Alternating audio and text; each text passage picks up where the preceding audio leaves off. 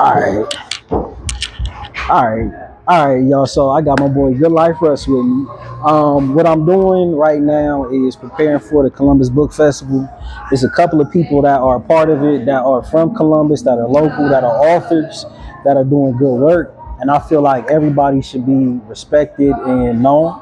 So the first person that I'm interviewing is my bro Goodlife Russ. This is our first time meeting in person, ain't it? Yeah, So we always see each other on social media or whatnot, right? But I admire your work, what you do, the way you show up. I've been aware of your journey, of what I've seen, but I just learned a lot about you. You feel me? But when I saw that you were also going to be a part of the book festival, like you the first person I reached out to do this because I really just enjoy seeing what you do. The first question I want to ask you is, how did you get started with writing your book? So writing was always an outlet for me. As far as like diaries, journals, like that was my first introduction to writing. It was just being able to express myself, being able to get a thought out of my head, not have to sit and dwell with it all day. So I kept that through most of my life as like my healing journey. Like when things get tough, I don't know what to say. Like, let me write things down. You need to remember something, let me write things down. I want to practice, let me write things down. And it just started to become habitual. So I believe in divine timing. I believe in doing things with intention. So I always had books, I had ideas, I had things, but I just felt it wasn't my time. I'm like, let me learn more, let me polish more. This is something I want to do for the rest of my life. So let me not just jump into it. Let me learn the basics. Let me ask a friend. Let me ask a stranger. Let me read a book. You know what I mean? That's where you have to start. And sometimes we want to just get started with where we want to be in the journey. But getting started in your journey is preparation. Are you prepared for this? Do you have time for this? Do you have emotional stability for this? Do you have emotional intelligence for this? You know what I mean? So I became a published author in 2022. My ancestors, everything was just like, it's time. You'll know when you know. And I was like, okay, now I have a responsibility towards this journey. This is not fly by night. This is not 1 foot out, 1 foot in. I have to completely buy in.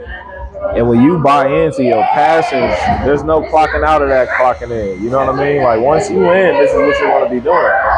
So what's helped me now since publishing is when I write, I like to plant seeds. I'll work on 10 projects at a time, knowing 2 of these might not be done for 20 years. 4 of these might not be done for 2 years. I'm gonna need 1 of these Saturday for my show. You know what I mean? So I compartmentalize. I make sure I'm working on a lot of things at a time, but to the capacity I can work on. I'm not trying to finish everything. And a lot of people operate from that mindset. I work to completion. Completion means every check is checked off. Everything's good. Everybody's paid. We locked up. We clean. We good to go. You can go home. I could walk in 5 minutes to work and be finished. Okay. The job ain't done. Okay. But I'm finished. So what I'm hearing is it was a moment where you understood it was time for you to do this. Yeah. Before we got on camera, we were talking about how sometimes we have a dependency on others, whether it be for support or once we finish something, for people to want to show up the way we want them to. Yeah. Do you feel like creating your books, did you have to have people to help you with that? Did you feel like you had to depend on someone? Did you have to check in with someone? Or was it just strictly you all by yourself? So both happen. And I feel like when you embark on journeys that you're supposed to be on, it's going to be a learning process. You're going to learn a lot, more than you intended to learn. Right. So I had to learn the difference between help and support. And what I now understand is help is what someone feels they can do for you. Like what God can do best for you. Support is what you actually need. So if you have a restaurant and you just need me to come in, bust a few shifts, that's help. Right. You need an employee. I can only help you. Yeah. I don't work in your industry, so I can't support you. Yeah. So I have both. And what the people around me didn't understand is sometimes your support for me is just giving me space. Is you feel you have this omega level threat going on in your life, but you know I'm writing this book. Correct. You get what I mean? Correct. So I'm gonna let you handle that how you handle it. I'm not gonna tell you how to handle that, but just be mindful. Like you're being there for me when you're acknowledging my space that I need, because you know I'm doing God level work. So right. I need peace. I need silence. I need quiet. I need, tranquility. So that's how people was able to support me. But in my experience in my art, I like to be completely isolated. Because I've realized it's as simple as like when you're texting someone and talking on the phone, and sometimes that you mix the messages sometimes. So I like to work alone because I just don't want people's voice in my work. You know what I mean? Like that. Let me pay homage to you in my work. I don't need your words in my work. You go write something. Hey, what you should? No, that ain't what I do to write. You go write for yourself. You know what I mean? Yeah, I know what you're talking And about. Jay-Z said it most famously, like, I never let anyone speed up my process. So we can be on a 2-year journey we're embarking, and I start on this book.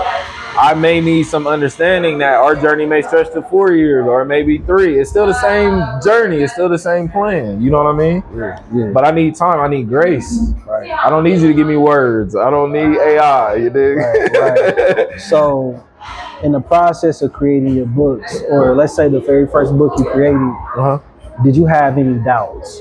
Or did you question if you were supposed to be writing a book? And did you compare yourself to anyone else? I started with doubts. I think which is just natural, the doubt of like, what if I don't finish this? What if I get all the way to the last page and run out of ideas and I just can't publish the book? You know what I mean? And those irrational fears exist. So what I do is I manifest. I put myself in that place. I go to the library and read a book. Read someone's book that's similar to mine. So then even when I'm going back and editing, I'm like, I like how they said this. I like that they put this in quotations instead of commas. You know what I mean? Like, okay, I see what you're doing. So I use the whole process to use that to write. And then I do more research. I look up New York's bestsellers, where they are now, where they started. You know what I mean? The realistic journey. Because most top selling artists didn't get pop until 10 years in. You know what I mean? And you only know them so much for now, so you don't check for 10 years, or you never heard, or you assume they got rich yesterday or got big yesterday. And it's the same in business. Like, if you're not ready to put 5 years in, like, this might not be your passion. Right. It might not be your dream. Right. You might just be hungry. What do you think causes people to want, let's say someone wants to be an author, right? Yeah. What causes someone to want to be an author, but to hit that wall of doubts once they start? Because there's different people I've worked with or talked to about the book, and we'll start mapping things out. And what I always hear people say is, well, I don't know if people actually want to hear what I have to say. Yeah. I don't know if what I have to say matters. And I'm not certain if I put it out there, somebody will buy it, but they have this burning idea that they want to put out there into the world. What do you think happens that stops a person from actually moving forward and doing it? Yeah, I think 100% of the times it's you have expectations. You know what I mean? Yeah. I don't have any expectations. I'm open to whatever it can have. I'm mutable. I'm adjustable. But I'm not expecting my book to do 1 million units the first week. I'm not expecting Oprah to hit me up like, yo, bring your book and put them under these chairs. Where you been? You dig?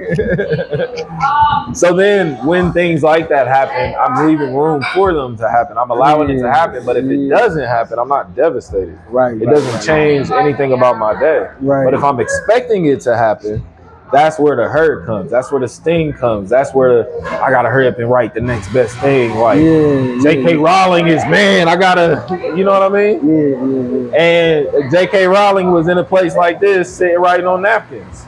You gonna do that? Exactly. What about that part of the story? You talking Harry Potter? Like, what about when there was none of that? Right. And what you said, and there was still people, like doubting it. So that comes with it. What you said about just the realistic process. Yeah. I think what happens is people get confused. With thinking it's going to be instantly embraced, and that major opportunity is going to come. But like before we got on camera, I was talking about the music business. Most artists had to go the independent route first. They had to put music out there and have a catalog to showcase that this is who I am. They're building up clientele. They're building up support. So when they actually finally do release something that is major, everyone will know who they are, and they can transition to that bigger platform of more awareness. And I think we forget about that part I think social media plays a role in that too, where we live in a world where if we feel like if I get a whole bunch of likes or I go viral, that's something. But do you know what to do with being viral if you didn't prepare for that moment? So let's say everybody wants your book now. Did you set up? Do you have like a publisher? Do you have a way to get all of these books to the people?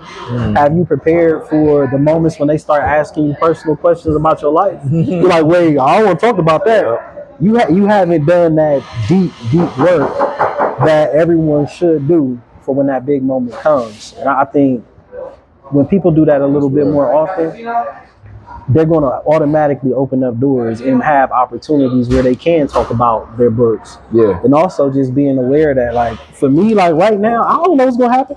I have no idea what is going to happen in 5 years. This video right now, we both might be somewhere New York Times bestsellers, and people going to be watching this video. Not everyone looks at it like that. Right. Because when somebody becomes famous, the first thing you do is like, look, oh, that's a picture when they were a kid. Right. They just took that picture because they was a kid. Exactly. Now you all excited and interested. You want to go to the classroom where they were when they were in school. It's the same dingy building like the school you went to. Take their footsteps. But while you I'm walking in the same footsteps as Michael Jackson. So the fuck? So what? A lot of people did. And it's not bad. It's just, can you value your journey and see that you're coming from the same foundation as somebody else? And I feel like if we can do that more often, we're not going to get caught hit that brick wall and start doubting ourselves for something that we want to do. You know what I mean? So, and I think sometimes too, like, we are just ignorant to the journey. Like, we haven't seen many black artists, black brands transcend. We've seen controversy. We haven't seen longevity with most of them. That's why we hold sacred to the ones we do, because it's so rare. You know, it's like they're going extinct. You know what I mean? And I believe it's because you have to understand, like, it is a literal journey. It is a slow grind. That's what they don't get. You start with that one book, and then you have to do things that branch off of that book. Like, for me, I do poetry. For me, I'll do book readings. Ohio Tea Fest is coming up. Shout out to them in August. So I'm their headliner, reading poems. I'm gonna write original poems from that and read it literally from the book, from the script. Let's go. Like, it's not just writing the book. That's like you said, like, where am I gonna be in 5 years? Those are the seeds you gotta plant. Like, you gotta think about that. Right. And I think where a lot of people, you know, get caught up is they are trying to imagine the future. And to me, the future doesn't exist. We're creating the future right now. What's going to happen tomorrow is predicated on what I'm doing right now in the present. Right. 10 years starts today. Facts. You get what I mean? Because 10 years go by after that 10 years, and you'll be thinking about what happened 10 years ago. You ain't prepared for, you know what I mean? Like, so you gotta prepare for what is coming. Now you in the loop, you know what I mean? And sometimes what calls for the journey, this is what I've seen in my experience of, like, the writers I work with, is fatigue. People understand you have to rest. And the hardest part for them to rest is when they've been writing for 3 years and nobody cared, and now people showing interest. But you getting a little fatigued. It's time to rest. You know what I mean? And that's like, be careful what you ask for. Because you might, a lot of times stuff happens overnight. And if you're not prepared for it, it's going to be difficult to embrace everything you want to. So I think that grind gives people an understanding of, this is what's to come with what I created, the good and the bad, the nights where people don't care and the nights where people do. Because I done been in a room with speaking to 1,000 people. I've been in a room with just 2 people. The day that I thought I was gonna have 1,000, it was just 2 people in the room. It wasn't nothing but an ant taking the crumb from the chips that I put out, and a random dude that was lost. Those are only 2 people in the room. I thought I was gonna have 1,000 people in the room. When I thought nobody was showing up, bro, I had like 1,000. You don't get to control that part, but you do control the process of creating what it is you have, and being proud of it and putting it out to the world and letting them consume it however they see fit. You can't battle that. That's when they get it, they're gonna do what they want with it. But the fact that you are showing us that we can create as much as we want, have an idea and get it out of you for just you. That's the first part. If y'all want it, y'all can have it. But just for me, I'm glad that I had this, and I hope more people can learn from you to understand that, you know what, the process of creating is the joy. Yes. The embracing of what I created is extra. Yeah. I am hoping for that to happen, but it's not the end all be all. And you're not measuring your success because someone likes it or someone doesn't. Yeah. So that's a very mature way to address your creations that you put out into the world. Yeah. For sure. Just real quick, could you tell us about each of your books? Yeah. So the first book here is The Spiritual Wolf King. So this was my first book. This one was near and dear. This was a lot of healing that I had to do. This was a lot of stuff that I had to let go. This was a lot of long looks in the mirror. You dig? Yeah. And a lot of us live in an unkept house. So we live and look in dirty mirrors. And you got to clear your mirror so you can really see you. And sometimes what you seeing in the mirror, what you think is on you, is on the mirror. You dig? All right, poet. So I had to really sit with that. So this book, this was my rite of passage. I took a year writing this book. And when I mean a year off, I took a year off. Like, I told the homies, like, I ain't out at the hookah spot. I'm not at the events. I'm not doing poetry. Don't book me. Don't call me. Don't look for me.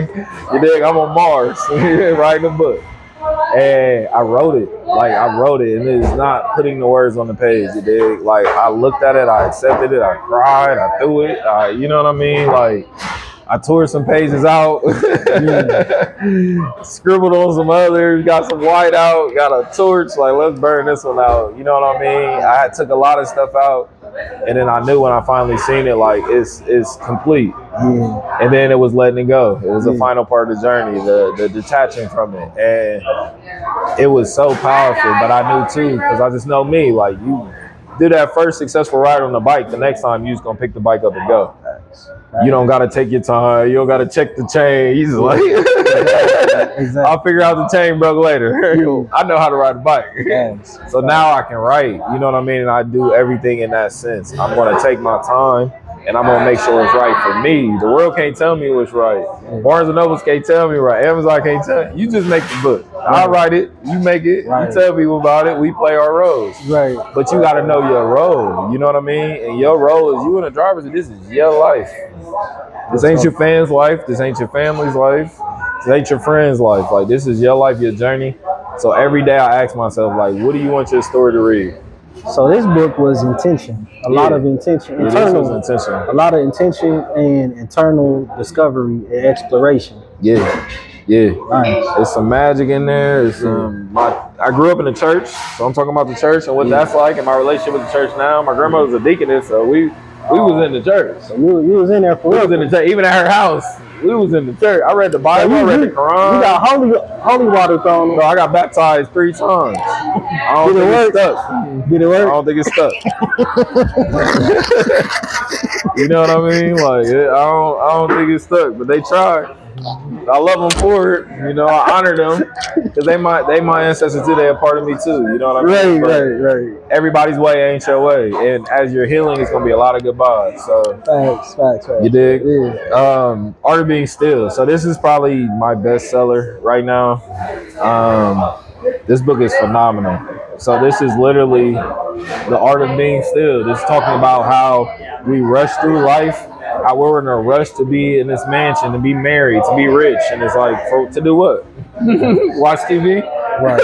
What you gonna do with all that stuff? You know what I mean? Like, and the more that you are trying to get into tomorrow, it looks like you're not happy with today. It looks like you don't want to come home today to what you have. And those things hear that. Like, those things can feel your energy when it seems like, I don't really want to be here. Like, I'm tolerating this. You know what I mean? So this is the book that a lot of people, like, religious, spiritual, like, when they got it, they was like, oh yeah, I needed this because I'm a busybody. I'm always, I got 5 jobs. I got 6 hustles. I got, right. You know what I mean? And the last thing on their mind is rest. And rest is one of my best qualities. Rest is something I love doing the most. You dig? Like, so yeah, this book was powerful. And I don't believe in, like, this book just has big text. Because a lot of the people I grew up with are elders, so I've edited this like 4 times and re-released it because the text was just too small for the elders. You know what I mean? So I just raised the font. That's why this is so thick. But I don't believe in like 250, 500 page books. I'm gonna give you 100, 150 to the point. There's no filler. It's message. Right. You know what I mean? How to Eat to Live. One of my favorite books. That book's like 100 pages. I agree. You know what I mean? So it's like I keep them short, sweet, and I want like my audience, my demographic, people that came up like me, people who were considered ignorant, people who they kept books from, to be able to read it. Right. I'm not trying to sound pompous. I don't need to sound smart. You know what I mean? I'm talking how you hear. There's a lot of slang in my books, like how I talk. If you know, you know. That's You know what I mean?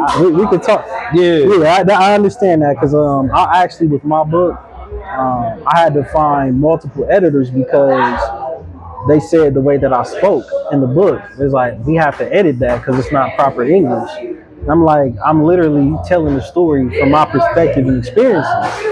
But they was like, we can't edit that. And I'm like, damn. So I had to find a black woman that understood and would edit. Shout out to Elizabeth. But yeah, like I had to do that. That was really a battle for me to create my book. And that's what it comes to when you're self-publishing, when you're working with publishers. All of that's in to say, it's still your brand. You need to look after your brand.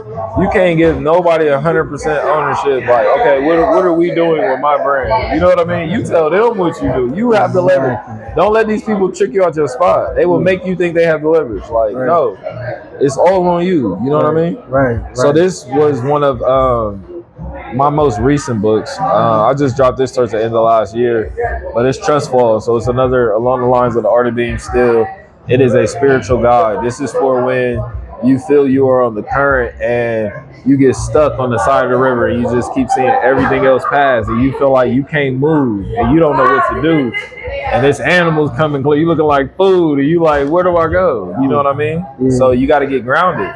You got to become present. You know what I mean? So in my books, I talk about a lot of spiritual, magical practice, awareness of awareness, ego death. You know what I mean? Manifesting, things of that nature. This is how, like, I was brought to understand to the point I am now. And again, I've studied the Bible, the Quran, you know, the Torah. Buddhism is one of my favorites. That's a lot of my beliefs now. Is a lot of people like Buddhism. Love Buddhism. A lot of people. You know what I mean? I understand. Yeah. So this book is talking about a lot of that and how I love when James Baldwin put it, like, you know, when you get to the top of a mountain, it's just the bottom of the next mountain, like how that phrase goes. That's the trust fall.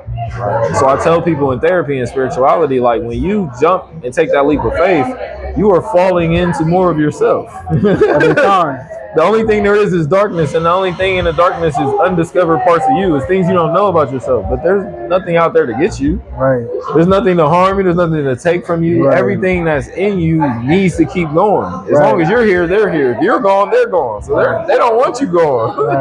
Right. You know what I mean? But we have so much fear. Fear becomes the driver of the car. Fear becomes the parent. Fear becomes the authoritarian and the decider. And we have to give that to grace. So this is learning grace. This is learning how even when you stumble, even when you're stuck, like this is not the end of your journey. There's no period there. There's a comma. There's a space. There might be an asterisk. There might be a question mark. But it's not a period. This keeps going on as long as you want it to. So you got to take that trust. You got to get up every single day. That's a lot of what being a writer, being anything is. Like you have to keep choosing this. It's not one choice. Every day you got to make a choice to do this. You know what I mean? And the beauty of your passions is it's not going to force you to be here. It's your choice. If you want to show up and work with me today, I'll see you when you get here. If not, good luck out there. Have fun. Enjoy the carnival. I see you. I'm going to be here though. You know where I'm at? Understood. You know what I mean? So that gives us now what I consider divine accountability. I can't blame the work for how the work turns out. I'm the artist. Right. You know what I mean? And spiritually, I am the artist and the art. If people understand that. You know what I mean? So that's how I treat myself. If I know I need to go out and get paint, I need to go out and get paintbrushes, I need to clean them, I need to do that with me. I need to rest. I need to pour back into myself. I need to try new colors on myself. You know what I mean? Like, so I do that with writing. It has become who I am. I write every single day. I have hundreds of poems. Like I'll just write, and the poem could be 5 words, and I'm on it. But when something happens to me in life, I use art. I make a book. So in my books, I talk about personal things, like with my family, with my mom, with my dad, losing my son. You know what I mean? And everything I've gained is not one-sided. I'm not a victim either. Mm-hmm. You dig? So that's wrapping up in this book, and that's something I leave off from people. Like every time something happens in life, it's going to send you down two paths. Like either you become wise or one. That's your choice. You can't choose, what happens and what got you here. You choose how you respond. You choose what you do next. And that's all in that book. Yeah. So that's all of this. A few hundred, but it's to the point. It's trustful. Damn. So this is Poetry for Nature. I have a series I'm doing now. I love doing series of poetry. I have a series on love. I have a book called Love and Lust. I have a book called Love and Loss. And it's literally just showing both sides of the same coin. People think it's different coins, but it's like, this is the same thing, just a different angle. So I have a book next called Poetry for Gods. So this is, I literally got nature. I sat with trees. I wrote a poem. Like when I'm on a beach in Cali, like I write a poem. When, you know what I mean, I'm in San Diego and I see this Hispanic family and I see their togetherness and I see their culture and I write a poem. I talk about that. You know what I mean? And I love watching shows even with the different cultures. Like they grew up like us. Seeing a grandma with the slipper going around the house, shut my screen door. I'm like, hold up. That's it. I know that. Yeah. You know what I mean? Yeah. So the more I write, the more I'm seeing how we're all connected. And when I was hurt, when I was broken, it's because I thought I was alone. I thought no one would understand my plight. No one wanted to hear my story. And one of my favorite mentors is Kobe Bryant. You know what I mean? And he always used to say, like, you miss 100% of the shots you don't take. So yeah, you can think you'll miss it. Yeah, you can think your band could have had a better shot. Yeah, you can think like this ain't gonna matter in the game, or you can just shoot the ball. Right, make or miss. You know what I mean? So I learned then spiritually, you are what you do. How do you practice? Right. Do you practice shooting the ball, or you just sitting here with your headphones? Right. Even when the sky is full, you dig? Like, you in here vibing. Yeah. Or you in here working. Right. You want to look good while you acting like you doing it, or you want to actually do it? Yeah. You know what I mean? So that was it with the books. I had all these plans and all these goals and all these dreams. And I said, where do I start? Because that's not going to write the book. That's not going to get anywhere. So where do I start? And it was putting pen to pad. Right. But I had to be prepared to open up. That's why I haven't wrote these things 10 years ago.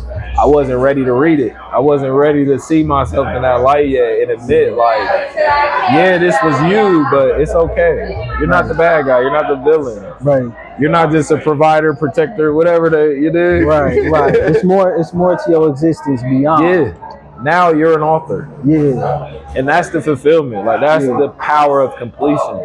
Yeah. You know what I mean? And what got me to this point now was the power of no. Was okay, now just release all the books. Right. Or now go get this publisher and just let them gas you up. Let's believe whatever they say. Right, you know what I mean? Right. And I'm like, no, you know what I mean? So then I always take from other fields. That's what helped me grow in writing. I look towards musicians. I look towards cooks. I look towards, you know what I mean, builders, engineers.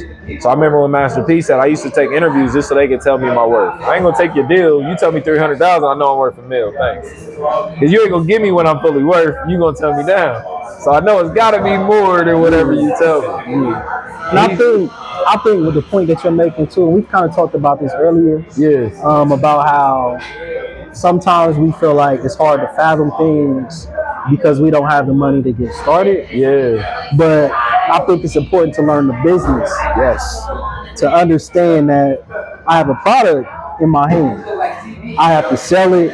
I have to reproduce it. Yeah. I have to do it in bulk sometimes to get a cheaper price, even though I know it's going to be a lot. Yeah. But I got to believe in it and put it out there so I can get some money back. Yeah. And I can invest in myself.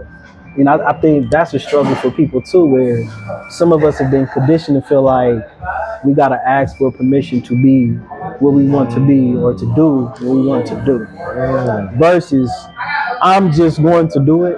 And some people have the skills to create a book right now, but they don't know it. Yes. Yes. Because you did all of this, right? Yeah. 100%. Everything. The cover, the title, went on Canva. And who taught you how to do it? YouTube University. Research.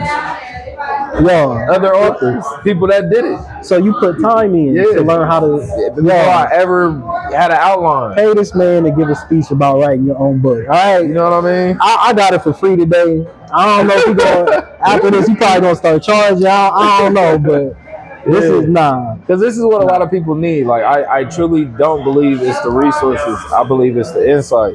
And what you said in that same conversation was real. They'll get a deal and not realize this deal is coming with expectations. Yep. And a lot of times, whoever gave you the deal was expecting you to be able to have a street team on your own and promote and market. And how do you brand? Right. How do people find you? Right, exactly. Why are we giving you this money? Exactly.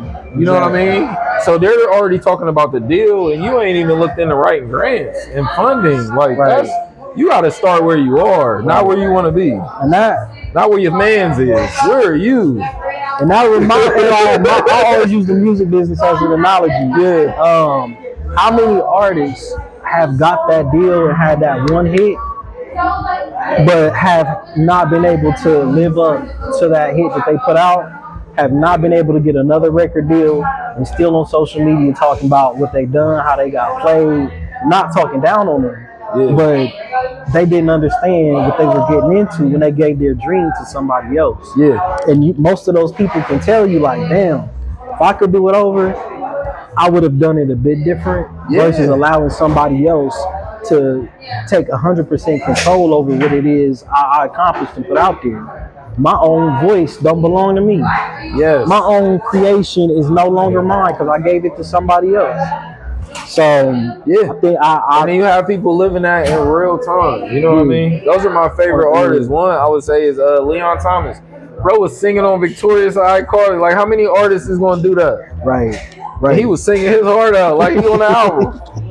Now look at him. Right. You know what I mean? He created a whole new wave. He created a whole new vibe. Cats like T-Pain. Like, now look at them. They sitting back enjoying the fruits of their labor. And they understand. They really understand the business too. Some of them, they're like, look, if this ain't everything I want it to be right now, I'm going to take this moment to learn what I'm going to do next. This isn't the end all be all. There's always more. Like in Trust Fall. You feel me? It's always more. This ain't the only thing. So, because that's what it separates you, like wrapping that up. You know what I mean? Like, your foundation has to be a hard worker. You can't say, I'm gonna work hard when I get the deal. I'm gonna work harder when I get to the NBA. Exactly. I didn't. That ain't how it works. I like you said with James Baldwin, you make it to the top of the mountain, that's the bottom of another mountain. Yeah. You make it to the NBA, now you have to put twice as much work in. Now you gotta be better than people in the NBA. Everybody loved Jordan. Jordan loved going to the gym to work on his jump shot. Being the best, he still wanted to do that work. So I think with our people and anyone that wants to create a book, whether it's being published or self-published, I feel like understanding that you have to be an advocate for what you create and you have to sit down and do it. And the doubts are okay. They're going to creep in. You're going to question it. But we should be able to just get that out of us and not let it sit and understand once we finish that, the next part is to figure out what do you want to see happen. Sometimes when I made my book, I'm like, I'm done. That was the joy for me. I'm like, I really wrote this. I will go to places and put it out there, and it's done better than I expected. But my thing was, I just want to write this damn book, have it done, get it out of my system, and say I did it. And now people like, when the next one coming out? I'm like, all right. I like that. Yeah. So what's your final words to anyone that wants to write a book? My final words is just do it, because sometimes we need to show ourselves what we're capable of. Sometimes that is your self-care, your self-love. It's showing yourself like the resiliency, showing yourself the follow through. That's been the word of the season for my mentors, follow through. You know what I mean? Because sometimes it's that simple what's holding us back. Follow through on that email. Follow through with that person hitting you up to make contact. You know what I mean? Follow through. Because those doors lead to other doors. You don't know who they know. That's why I have no expectations. I don't think I'm coming to meet you for anything. I think I'm coming to meet someone who we going to expand in many different ways. Right. So if I'm open to that, I can allow that to flow. So become open with everything you do in life, and don't let one thing be the end all be all. Spread yourself around. Like, I like to be a jack of all trades. You know what I mean? I have things I've mastered just because I've done them so long. But I'm more impressed with the fact that some things I could do mediocre, but at least I could do it. I've tried it. So I always have books to fall back on. That's why sometimes you just got to go ahead and complete. Even when you stress, you at the last 2 weeks, you hitting your deadline. Give yourself deadlines. That's huge for me. I say stop procrastinating. That's huge. You feel me? Like, but that's something that I do where I tell myself, this is the moment where I have to at least have this much done. Let me stop playing with myself because I go out here and do what somebody else tell me to do. And get it done. Anything that comes from me internally, I'll play around with it and act like I can wait till next year. Wait till 2 years after the year I just said I was going to do when it. We feel like and it never get done. But somebody asked me for something, let me take care of that for you. Real quick. Nah, bro, that's... And we get into that point, all of this is healing. All of this is seeing ourselves in a new light. And we've been really good at being givers. And it's hard for us to receive, even when we're giving something to ourselves. So let these things be a gift for yourself. Like, even if you just want to do a cookbook or a picture book, your coloring book, you know what I mean? You have talents. Like, make that your book. Don't read a really good book and say, I'm going to redo this. What's your thing? You know what I mean? Because we need your thing. I want to read about different stuff. I love learning about different genres. You feel me? So, for me, it's get out there and go do it. Do it scared. It is scary. I'm still get scared. I do it scared. You know what I mean? I feel you, bro. I feel you on that. Cool, but thanks for coming through. Absolutely. Appreciate you sharing your books, y'all. Make sure y'all check his tent out. He's gonna be at the festival with me. I think I don't know if we might be kind of close to each other, but I'm gonna put your stuff up. They gonna know where we at. Yeah, sure. But nah, appreciate you, bro. Appreciate you, family. Thank you. Yes, sir. Thank y'all. That's it, bro. You.